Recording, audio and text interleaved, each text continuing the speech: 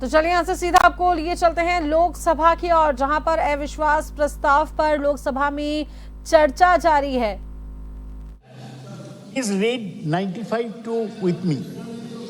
During the absence of the speaker from any sitting of the House of the people, the deputy speaker, or if he is also absent, such person as may be determined by the rules of the procedure of the House, or if no such person is present, such other person as may be determined by the House shall act as speaker. So the main question is, speaker is not there. Speaker is not there. Deputy speaker has not been selected. So such other person as may be determined by the rules of procedure of the House. Has such other person been determined by the rules of procedure of the House? You are just going and sitting there. But they have not been decided, finalized by the House. Let there be a motion moved by the Parliamentary Affairs Minister. Sri Ravi Shankar Prasad ji. That Jagdambika Baldi. Otherwise you cannot sit.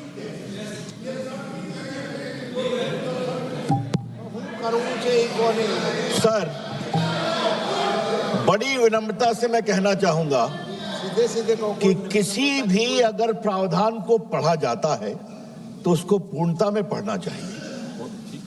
मैं 95 clause 2 को फिर पढ़ना चाहता हूं।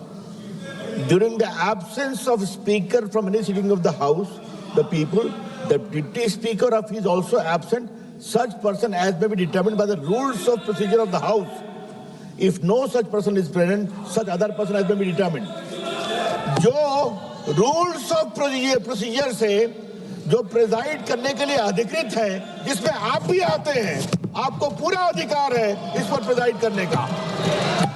जब कोई ऐसा panel का व्यक्ति नहीं है तब आपको डिटरमिन करना पड़ेगा। इसलिए फिर मैं कह रहा हूं, कृपा करके देखिए, और इफ नो सच पर्सन, ये कॉमा, इसलिए जो ऑलरेडी डिटरमिन्ड है रूल 10 के अंतर्गत, जिसमें आप भी आते हैं, आपको पूरा अधिकार है। दूसरी बात मैं कहना चाहूंगा सर, मैं अपनी बात कंप्लीट कर दूं, आप आर्टिकल 96 जी को अलाउ क्या नहीं, आर्टिकल 96 का क्लॉज 2 देखिए। स्पीकर के बारे में इतनी बात कही जा रही है, उसमें भी स्पीकर को अधिकार है कि वहां बैठे, बोले और वोट भी दे सकता है स्पीकर, तब उसके खिलाफ कोई कार्रवाई चल रही है। हाँ, जब टाई होगा तो वोट नहीं देंगे। तो सर, मेरा आपसे आग्रह है, ये सारे ऑब्जेक्शन बेबुनियाद है, इसको रिजेक्ट करिए। वो बहस से भाग रहे हैं, यही दिक्कत है। बहस कराइए, हम लोग इस पूरे प्रस्ताव को डिफीट करिए, तैयार बैठे हुए हैं। A point of order was raised by Ubaisi साहब, KC Venugopal ji, Saugat Rai ji.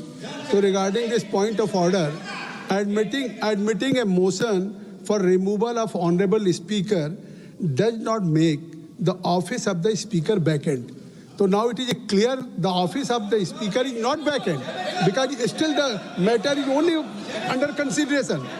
The office of the speaker will be vacant only after adoption of the resolution. What do you are saying? This is no point of order, and because of there is no merit in point of order, because only after adoption, if by majority it will be voted, then if the only can be vacant, office is, otherwise still there is no, you can't say कि now speaker is office is vacant. Please. बस ये पढ़िए, बस। अब प्रश्न ये है, मैंने सबको अनुमति दे दिया। प्रश्न ये है कि संकल्प प्रस्तुत करने की अनुमति प्रदान की जाए। जो माननीय सदस्य संकल्प प्रस्तुत करने के लिए अनुमति दिए जाने के पक्ष में हो, वो कृपया अपने स्थान